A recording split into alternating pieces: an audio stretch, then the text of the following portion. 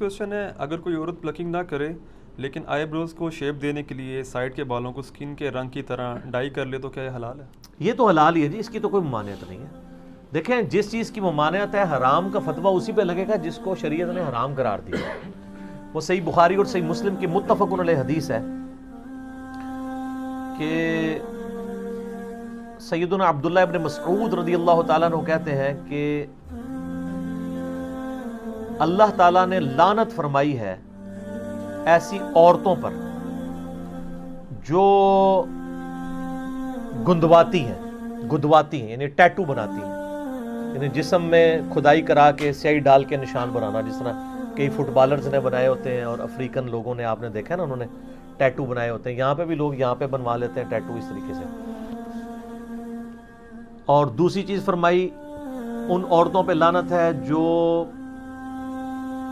چہرے کے بال اکھاڑتی ہیں۔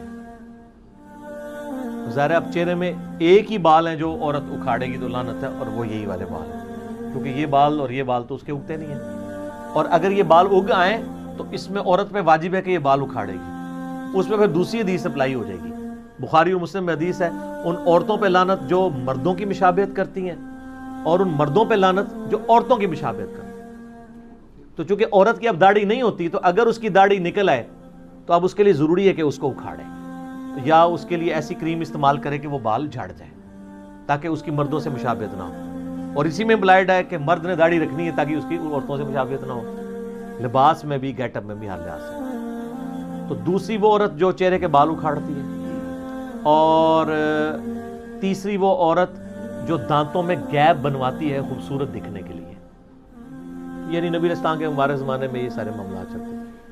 یہ حدیث عبداللہ ابن مسعود نے بیان کی، بخاری مسلم دونوں میں آتا ہے۔ تو ایک عورت ان کے پاس حاضر ہوئی، اس نے کہا کہ میں نے سنا ہے کہ آپ یہ کہتے ہیں کہ اللہ نے لعنت فرمائی ہے ایسی عورتوں کے اوپر، تو میں نے تو پورا قرآن پڑھا ہے، مجھے تو کہیں نہیں ملا یہ چیز۔ ہائے ہائے ہائے، سر وہ پاکستانی عورت نہیں سی نا عاشق رسول، جو نہ دی عاشق رسول، نہ قرآن پڑھا نہ حدیث پڑھا، عاشق رسول۔ اس نے واقعی قرآن پڑھا تھا، اس کا بہت بڑا کلیم تھا۔ ہمارے تو حکمرانوں کا یہ حال ہے کہ قرآن کو حدیث کہہ کے، حدیث کو قرآن کہہ کے بیان کر رہے ہوتے ہیں، اور کئی چیزیں قرآن حدیث میں ہوتی نہیں ہیں اور وہ کہتے ہیں اللہ نے فرمایا ہے۔ میں آپ کو سائملٹینیس کنٹراسٹ بتا رہا ہوں۔ اور اس عورت نے آ کے صحابی کو کہا کہ جی میں نے قرآن پورا پڑھا، اس میں تو کہیں نہیں لکھا ہوا۔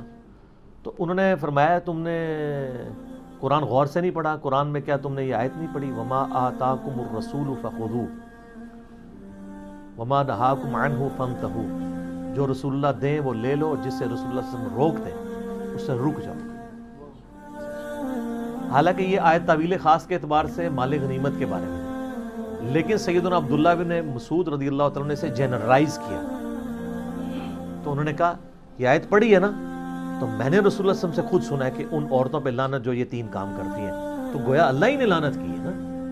جب رسول اللہ صلی اللہ علیہ وسلم کوئی بات دے رہے ہیں، وہ اپنی مرضی سے تو نہیں دے رہے، نبی شریعت ساز تو نہیں ہوتا، شریعت تو اللہ کی بنائی ہوتی ہے، نبی تو اللہ کے اذن سے وہ شریعت پبلک تک پہنچا رہا ہوتا ہے۔ تو اس عورت نے آگے سے کہا کہ آپ کی بیوی بھی یہی کرتی ہے۔ یہ آخری حال ہوتا ہے نا کسی کے بارے میں، آپ پرسنل اٹیک۔ تو آج بھی اگر کوئی آپ پہ پرسنل اٹیک کرے تو غصے نہ ہوا کریں، کرنے دیں، کیا فرق پڑتا ہے؟ صحابہ کرام پہ بھی لوگوں نے کیا، اور نیکوکار لوگوں نے کیا، نیکوکار ہی تھی نا عورت۔ تو انہوں نے آگے سے کوئی غصہ نہیں کھایا، انہوں نے کہا جاؤ اندر میری بیوی کو دیکھ لو جا کے۔ ان کا تمہاری بیوی بھی ایسے ہی کرتی ہے نا، یعنی وہ بھی پلکنگ کرتی ہے۔ تو وہ اندر گئیں وہ، اور واپس آئیں تو شرمندہ تھی، انہوں نے کہا نہیں آپ کی بیوی ایسا نہیں۔ پھر عبداللہ ابن مسعود نے ایک جملہ بولا، انہوں نے کہا کہ اگر ایسا کرتی ہوتی پھر وہ ابن مسعود کی بیوی نہ ہوتی۔ ٹھیک ہے، ابن مسعود تو رسول اللہ کا ماننے والا ہے، اس کے ساتھ ایسی عورت رہ سکتی ہے جو رسول اللہ کی باغی ہو، وہ پھر میری بیوی نہ ہوتی۔ تو یہ یعنی صحابہ کرام فوراً ان کا ایک ایٹیچیوڈ تھا اس حوالے سے۔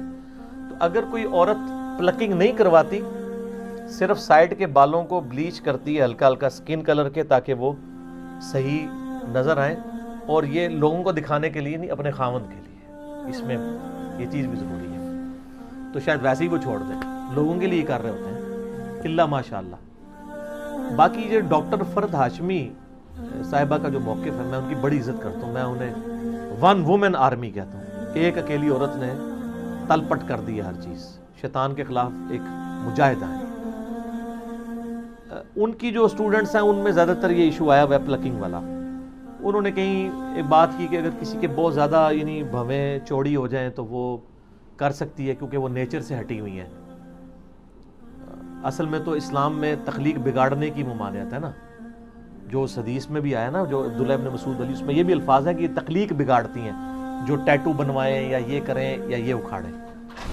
تو اور قرآن حکیم میں سورہ نساء کی آیت نمبر 119 ہے وَلَآمُرَنَّهُمْ فَلَيُغَيِّرُنَّ خَلْقَ اللَّهِ. شیطان نے کہا تھا کہ اے اللہ میں اولاد آدم کو ابھاروں گا کہ تیری تخلیق کو وہ بدل دیں. تو اسلام میں تخلیق بدلنا حرام ہے.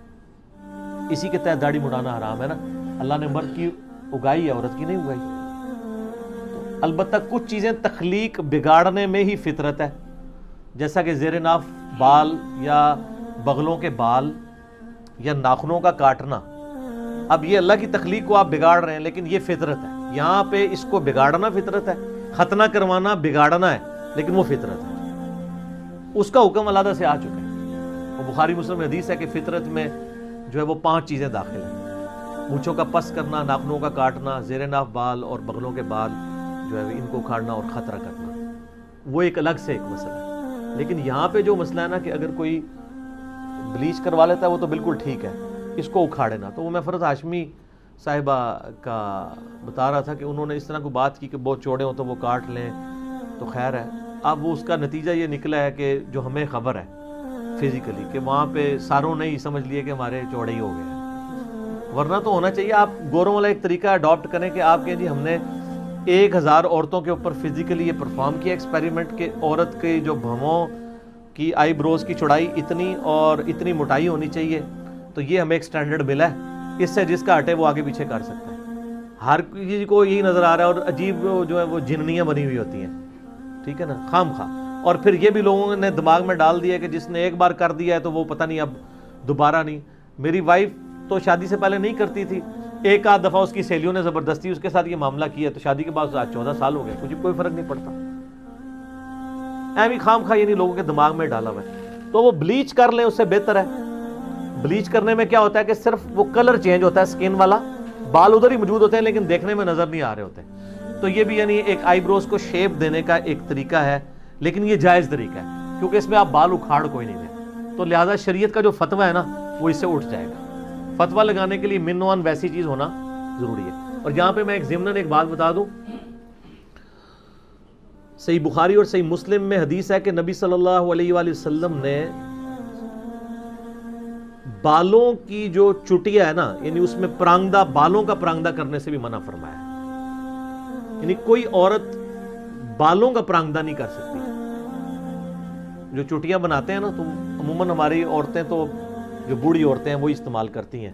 یعنی انہوں نے وہ اون کا یا وہ دھاگے کی بنی ہوئی ایک چٹیا ہے وہ ساتھ جوڑ لیتے ہیں, وہ تو بالکل جائز ہے.